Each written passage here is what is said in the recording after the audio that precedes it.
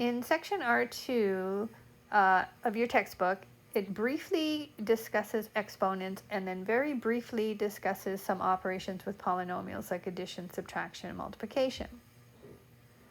Since this textbook will also discuss exponents in a later section, I'm going to ignore that for now. And in R2, I'm just going to briefly, because I know you guys know how to do this, go over adding and subtracting polynomials and also multiplying polynomials. Since this is such a short section, I'm going to be combining it with R3. So first of all, what I'd like to do is look at example 1. This is an addition of two polynomials. Inside the parentheses, we have polynomials. How do I know that it's a polynomial? Well, a polynomial is a sum of terms, and each term has an exponent, or a variable, sorry, with an exponent of 0 or some natural number. So 0, 1, 2, 3, 4, and so on. The exponent on the variable cannot be a fraction or a decimal or a negative number. If it is, then it's no longer a polynomial. So if we look at this first set of parentheses, we have 3 terms. And notice that there's a subtraction in there. Remember, a polynomial is a sum of terms. However, we can write the minus 11x as a plus negative. So this can be written as a sum of terms, where the exponent on the variable is either 0, 1, 2, 3, or so on. Notice that the last one is 11x to the positive 1. So yes, it is a polynomial.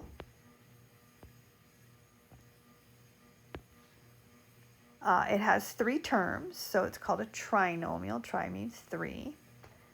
And when I add these two polynomials together, my first step is to get rid of the parentheses. So I have to see if there's anything to distribute in front of the parentheses before I get rid of them.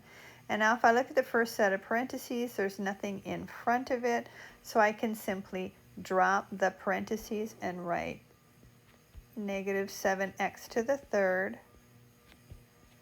plus 6x squared minus 11x. Now the second polynomial in the second set of parentheses, when I get rid of that set of parentheses, I just have to drop them as well, because notice that it's a plus, but there's nothing to distribute. So I can just drop the parentheses and write plus 19x to the third minus 11x squared minus 17. Okay, so these guys are equal to each other. Now that I don't have the parentheses in my way, and again, you didn't have to do this step, I'm going to look at my like terms. And I'm going to write my polynomial in descending order, which means we're going to write it from the highest exponent to the smallest exponent. Looking at all these terms, my highest exponent is 3. So I'm looking at the x to the 3, or x cubed. And I have a negative 7x to the third plus 19x to the third. So remember, the x to the third stays the same. We're just combining the coefficients. So we're taking negative 7 plus 19 would give us a positive 12. We have positive 12x to the third. And again, I know you guys know how to do this, but it's a good review. The next highest exponent would be the square, the x squared. So I have a plus 6x squared minus 11x squared. So plus 6 minus 11 would be a minus 5x squared. And then looking at the x, I just have one term with x, nothing to combine it with. So I'm just going to write down the negative, or the minus 11x. And then we have a minus 17. And I often just say negative and minus and kind of interchange them, because they're really they're the exact same thing. So minus 17. Again, I know that you guys all know how to do this, but it is a nice review. So this is our polynomial. After we add the two trinomials, we end up with a polynomial with 4 terms. So the first term is 12x to the third. The second term is a negative 5x squared, so we include the sign in front. The third term is the negative 11x, and the last term is negative 17. Let's now look at B, which is a subtraction of the very same polynomials. So we just have to be careful when we subtract that we remember to distribute this minus to the second set of parentheses, which means just change the sign of everything.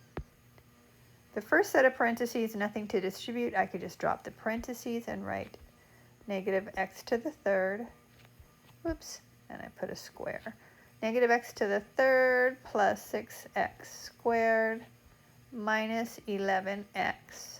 So I'm distributing the negative. This becomes a minus 19x to the third. Minus minus is a plus 11x squared. Minus minus is a plus 17. And now when I combine my like terms, I'm going to have a negative 7x to the third and a negative 19x to the third, which is going to give me a negative 26x to the third. When I look at the x squares, I have a plus 6 and a plus 11, which gives me a plus 17x squared. And now again, the x, the term with just the x to the 1, nothing to combine, so I'll bring it down, minus 11x. And similarly, I don't have anything to combine with the positive 17 or plus 17. All right. So we've discussed addition, subtraction. Let's go ahead and look at multiplication. And when we multiply a polynomial, so here we have one polynomial is two terms. There is a 6x and a 5. And the second polynomial is three terms, x squared, x, and the minus or negative 2. So when I look at these, the first one, two terms, it's a binomial because bi means two. And the second polynomial has three terms, so it's a trinomial. Again, tri means three. When I multiply, it's just distribution.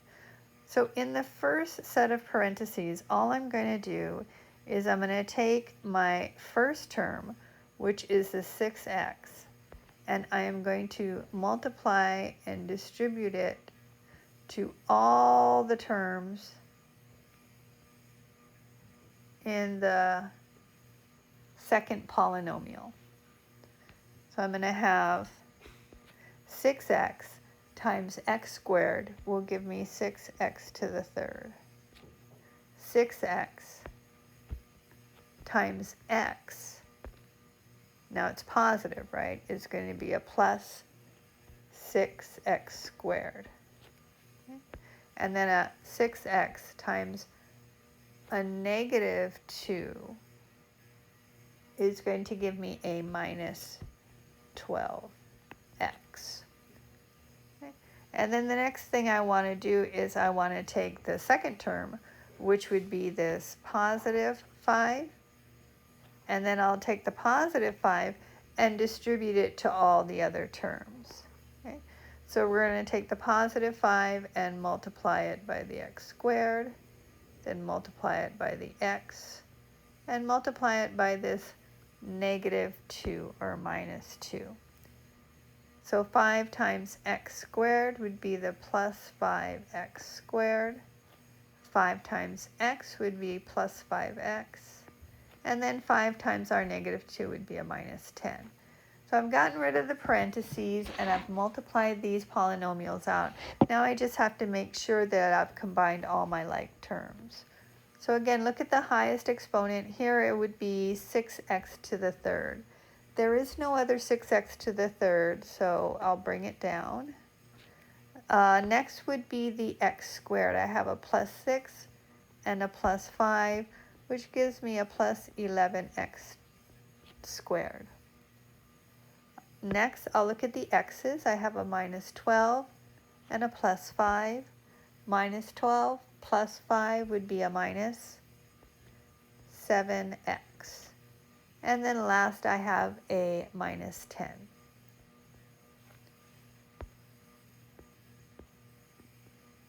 So when we multiply these two polynomials, we have 6x to the third plus 11x to the second minus 7x minus 10. Now we're going to move on to R3 and cover the most important technique in pre-calculus, and that would be factoring. So you saw factoring in Algebra 1, Algebra 2. You've used it extensively, and you're going to keep using it. Typically, the first step when we factor is to factor out the greatest common factor. Now, it's not necessary. You can always do it later, but it's always nice to take the greatest common factor out in the beginning, because then what remains will be something simpler to work with. The first technique of factoring that we're going to cover is if you have 4 or more terms.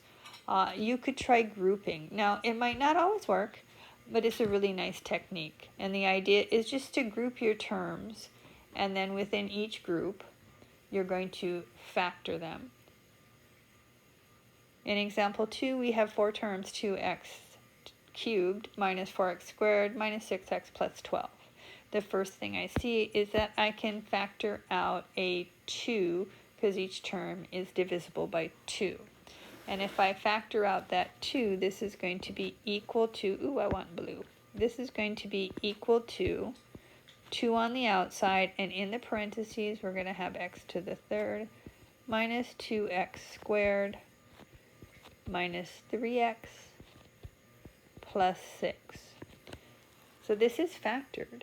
I've now taken it from a subtraction and addition problem to a multiplication problem. So remember, factor just means product or multiplication, because it's 2 times something. Now, is that something inside the parentheses completely factored? I have no idea, but I have 4 terms. So what I'm going to do now is group. I'm going to group, since I have 4 terms, it makes sense to split them up into 2 and 2. So I'm going to group them using parentheses. And the first set of parentheses will have the x to the third minus 2x squared.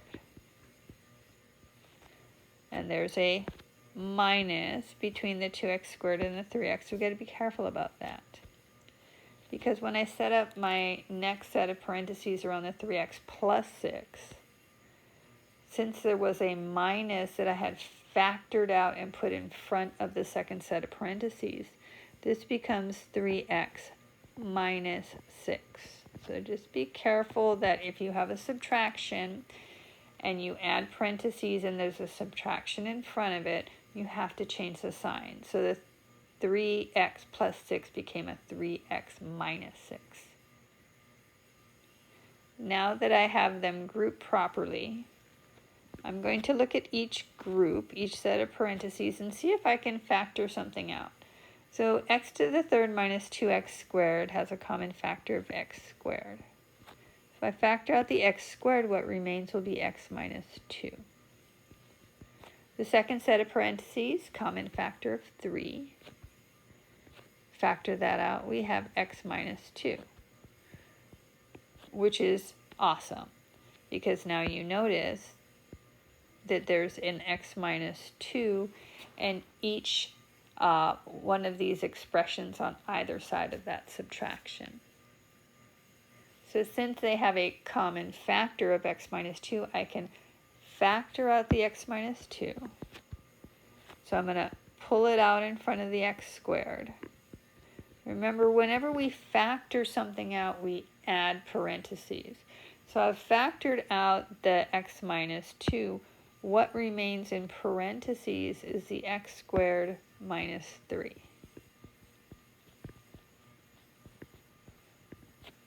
So I just used grouping to factor this even further. Now let's double check. The 2's okay, the x minus 2, I can't break that down any further. There is a question on the x squared minus 3. We're factoring over the integers. Okay, so the integers, that would be the set of negative and positive numbers, and we have 0 in there as well. So remember our set notation. Maybe I'll start with -3, -2, -1, 0, 1, 2, 3, and so on. So if this were x squared minus 4, maybe I could break it down further into an x plus 2 and an x minus 2, using the difference of squares, which we will talk about in just a little bit. But I can't break that x squared minus 3 down further using just integers. So I'm done. However, I would like to write this in a simpler form. I don't really need those brackets. I can just write this as 2 times x minus 2 times x squared minus 3. And that would be factored completely over integers. I think the most common factoring would be factoring of trinomials, and I know you've seen this many times.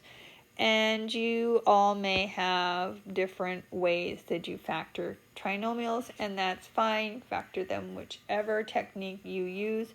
But basically what we're doing is we're breaking down 3 terms of a trinomial into 2 binomials. Oh, I want blue.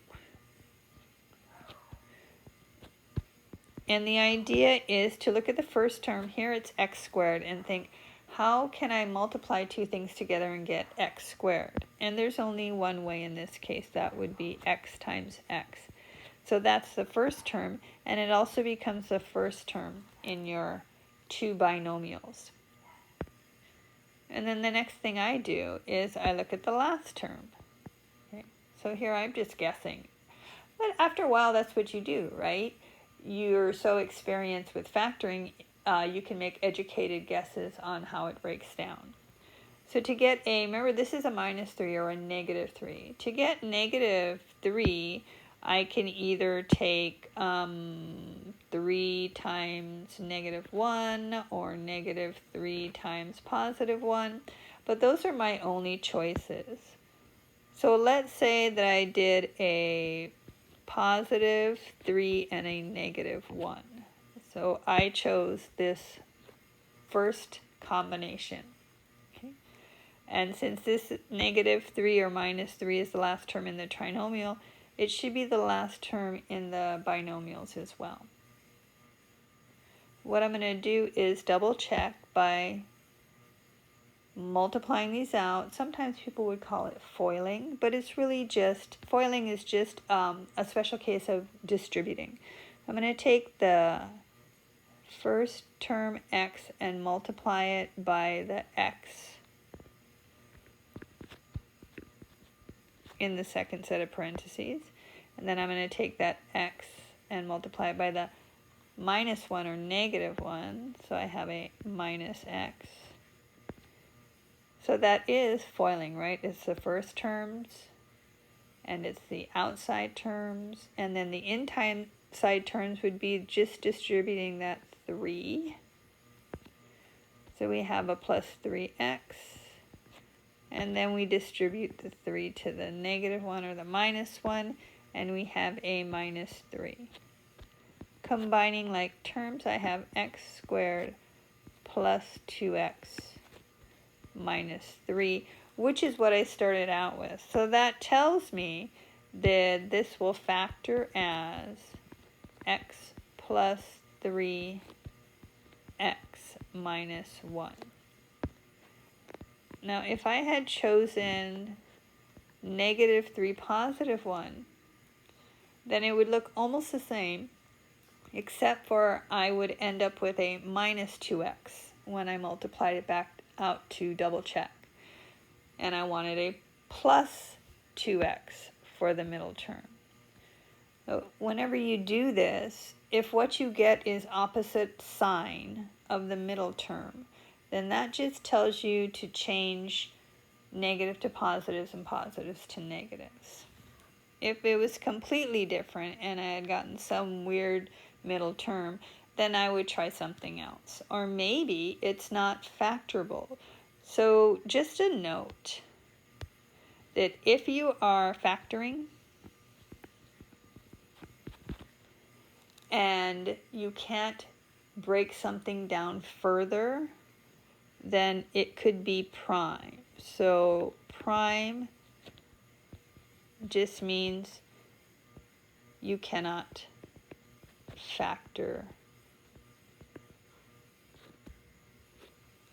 the polynomial. Okay, and this is over the integers. So that's what I do when I factor trinomials, is I basically just guess. Let's look at part B. We have 4x squared plus 10x minus 6. Now I can see that I have a greatest common factor of 2. So I'm going to factor the 2 out first. That will give me a 2x squared plus 5x minus 3 in parentheses. So I have a trinomial. Can it be factored? Well, I don't know. If it does factor, and I'm going to ignore the 2 on the outside, and I'm just going to look at what's in the parentheses here. I'll bring the 2 down later. If it does factor, it'll factor into 2 binomials. I have a 2x squared, so I have no choice. The only way I can get that is by 2x times x. And then I have a minus 3 at the end. So the minus 3, again, remember, minus 3 is negative 3 times positive 1, or positive 3 times negative 1. So I can write 2x minus 3x plus 1. That would be a guess.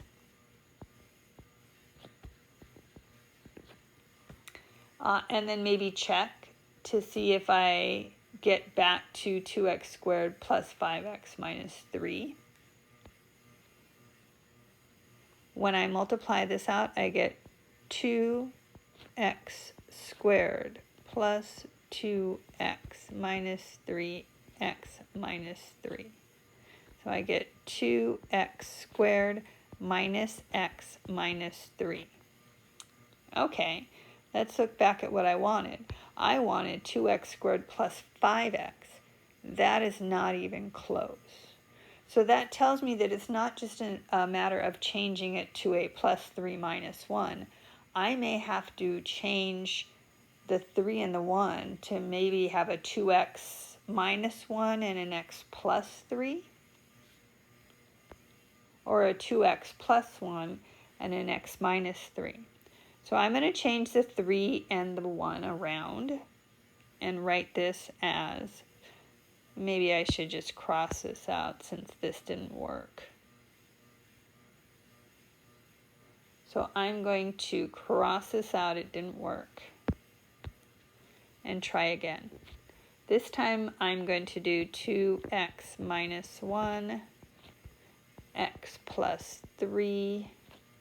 When I check by multiplying, I get 2x squared plus 6x minus x minus 3, which gives me 2x squared plus 5x minus 3. And that's what I wanted, 2x squared plus 5x minus 3. That was what was in the parentheses. So if we kind of zoom out and look at this, ooh, my writing got smaller and smaller and smaller. I would bring that 2 down. Oops, went too far. I would bring that 2 down to here. And this factors as 2 times 2x minus 1 times x plus 3. Now the order that you write these factors doesn't matter. You could have written 2 times x plus 3 times 2x minus 1. It's all multiplication, so the order doesn't matter. The next thing we're going to do is we're just going to review some special formulas. So the first special factoring formula we're going to look at is perfect squared trinomials. A perfect squared trinomial takes the form that the first term is squared, the last term is squared, and the middle term are just the product of the two. So if you ignore the square and you just look at the x and the y and you multiply them, you get that middle term, x times y. If you have a polynomial of this form, then it'll just factor into x plus y squared. Now if there's a square in the beginning, a square at the end, and a minus product of the two, then it's just a minus. So x minus y squared. I think the most important formula is this difference of squares. We use the difference of squares so often. And when we look at the difference of squares, we're noticing that there's two terms. If you have two terms, it's a subtraction, and those terms are squared. So in this case, we have an x squared and a y squared. So if you have a subtraction of two squares, then it factors as, you keep the x and the y the same, you just get x plus y, x minus y. So notice if you were to FOIL that out or multiply that out, you would get back to the x squared minus y squared. The other thing that we can use if we see that we just have two terms is we can check to see if we have either a difference of cubes or a sum of cubes. Now if you have a difference or a sum of cubes, it has this pattern. So the first one where we have the x to the third minus y to the third, ignore the exponent 3 and just look at x minus y. Stays the same. Then you're going to take the x and you're going to square it. So if x is your first term and y is your second term, then it's square the first term plus multiply them plus square the last. And in fact, notice that if we have a minus, that first plus changes to a plus. So we change sign. So it's like square, opposite, multiply, plus square. Now if we look at the pattern for adding two cubes, it would be adding, so you have the addition. The x plus y stays the same. Square the first, opposite, so the plus turns to minus, multiply, plus square the last. Now it's not necessary that you memorize these formulas because you are allowed to use notes on the exam, but you do have to know how to use them. In example 4, we have only two terms, so this is not grouping, it's not a trinomial. I'm going to check to see if I can use difference of squares or difference in sum of cubes. This is 16x to the third minus 2y to the third. So since I see the three exponents and the subtraction, I'm thinking probably difference of cubes. But I also notice that I can factor out a 2. So if I factor out the 2, and it went green again, then what's left over is 8x to the third minus y to the third. All right, so that 8x to the third, notice that that can be written as 2x to the third. So this is something cubed minus something cubed, and I'm ignoring that 2 on the outside. So the pattern is, here I'll bring down the 2, it's bugging me. The pattern is, and I'm going to use a bracket, that stays the same, 2x minus y, square the first, so 2x squared would be a 4x squared. Minus goes to plus, multiply the 2, so 2x times y is simply 2xy, plus square the last term, which is the y, which would be the y squared. I guess I didn't really need those brackets, so I am going to take them away. Something to note that if you did factor out the greatest common factor in the beginning, then what's left over will be prime when using this formula. So this is 2 times the 2x minus y, that's prime. And this trinomial 4x squared plus 2xy plus y squared, that's prime as well, because I've already taken out the greatest common factor in the beginning. Let's try another example. Going over to part B, I have 2x to the 5th minus 3x squared. So it's two terms. I see the subtraction. So maybe I can make it look like the difference of squares. Maybe I can make it look like the difference of cubes. But I don't see how I can do it just yet. I do notice that I can factor out a common factor of 2x. So if I do factor out this 2x in parentheses, I will have x to the, to the 4th, almost dropped my pen, x to the 4th minus 16. So the x to the 4th minus 16, can it factor further? Well, it is a subtraction. It cannot use difference of cubed because of the x to the 4th. There's no way I can get that to be something cubed. But I may be able to change it to difference of squares, because notice the x to the 4th can be written as x squared squared. So that's something squared minus, and the 16 is 4 squared. So I have something squared minus something squared. I can use difference of squares. It says that you're going to just do the plus and the minus of whatever those squared pieces are. So again, this 2x is going to come down, and it's going to be multiplied by all of that. So we have 2x. This becomes, and I don't need the bracket anymore, plus, so x squared plus 4, and then the minus x squared minus 4. This is factored. Is it factored completely? Now I have no problem with the 2x. Can't break it down any further. The x squared plus 4, whenever you have a sum of squares, it's prime. It cannot be factored. It's just the x squared minus 4. That's difference of squares again, because I have x squared minus 2 squared. So I can factor that further into x plus 2, x minus 2 using that difference of squares formula.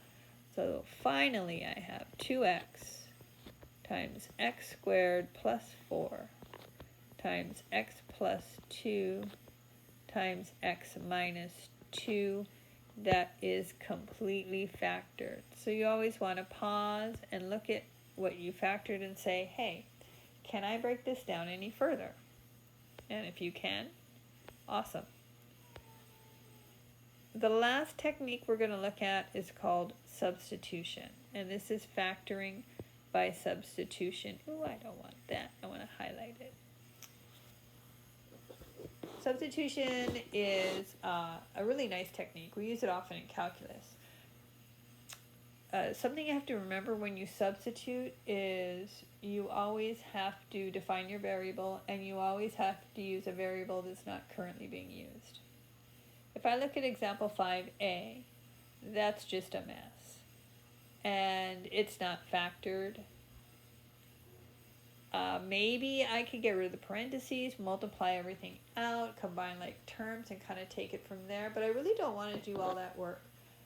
I notice that I have this common x minus 2, x minus 2. If I were to ignore that, it's 4 times something squared plus 12 times something plus 9. So it looks like a trinomial. It's just a mess. And it's because of the x minus 2. So I'm going to substitute for the x minus 2. Again, I'm using x, so I have to pick a different variable, and I must tell my reader what that variable stands for. So I have to state that, and I'm going to choose y, you can choose any variable you want, that y is equal to x minus 2. Again, I could have used anything. I could have used u or m.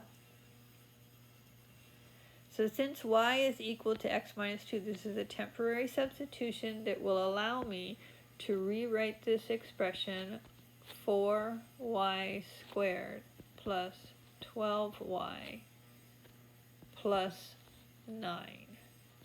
into something that I recognize. So this is a trinomial. Can it be factored? Well, even better, look at the first term, 4y squared. That's something squared.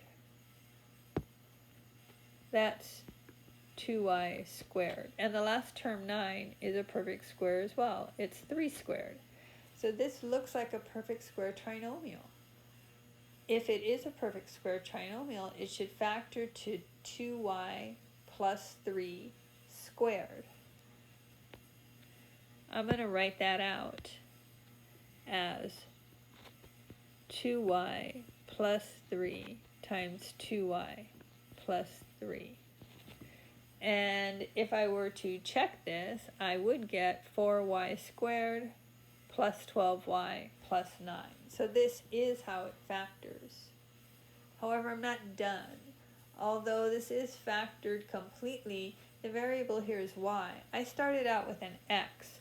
So my last step, well, almost last step, I may have to do some more simplifying, would be to substitute back for the y, to get back to where we started. Since y is equal to x minus 2, this becomes, in this first set of parentheses,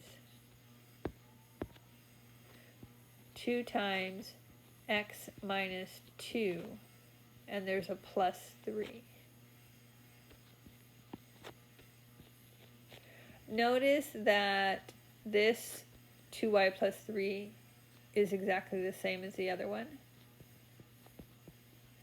So if I wanted to, instead of rewriting this, I could have just done 2 times x minus 2 plus 3 quantity squared. And now I want to get rid of the parentheses and distribute things. I want to make sure everything is as simple as possible. So 2x minus 4 plus 3, that's going to be 2x minus 1. And this is 2x minus 1. Or in other words, this is going to be 2x minus 1 squared. That's completely factored using substitution. So again, if you notice something common in the terms, and that thing is what's holding you back from seeing the factoring, just do a temporary substitution so you can clearly see how to factor. Do your factoring, but don't forget to substitute back. Let's look at another problem. In part B, I have x to the 6th plus 17, x to the 3rd plus 66. I see that there's 3 terms and it's a trinomial. It would be nice if it was x squared plus 17x, but that's not what I have. So maybe I could guess how to factor it. Maybe I could see that it would break up into 2 binomials, just like any trinomial, and guess how it would factor, and that's fine. But if you don't see how it factors, do a substitution on what is really giving you the problem. So what's giving me the problem here is the x to the 6th and the x to the 3. My advice would be that if you were going to do a substitution, do it on the smaller exponent first. So again, I have variable x, so I'm going to do y equal to x to the 3rd. Because notice that if I square the y, this is going to be x to the 3rd squared, which is x to the 6th. That's my first term. So substitute for the smaller. When you square it, you might get the larger. So my x to the 6th is now y squared, plus 17, x to the 3rd is y, plus 66. Trinomial, it's easier for me to see how it factors into 2 binomials where we have y and y. The 66, my first instinct is 6 times 11. And it's pluses all the way. So if I were to double check this, I would get y squared plus 11y plus 6y would give me the plus 17y, and then the plus 66. So this is how it factors, but remember, I need to go back to my original expression with x. So I have to substitute back for the y Remember, y was equal to x to the third, so this simply becomes x to the third plus 6, x to the third plus 11. The last thing I want to do is I want to make sure this is completely factored. I notice I have x to the third, so maybe I have a sum of cubes. But I have a problem. The 6, I can't write it as something cubed, and the 11, I can't write it as something cubed, again, assuming that I'm factoring over integers. Which means this is completely factored. And we're done.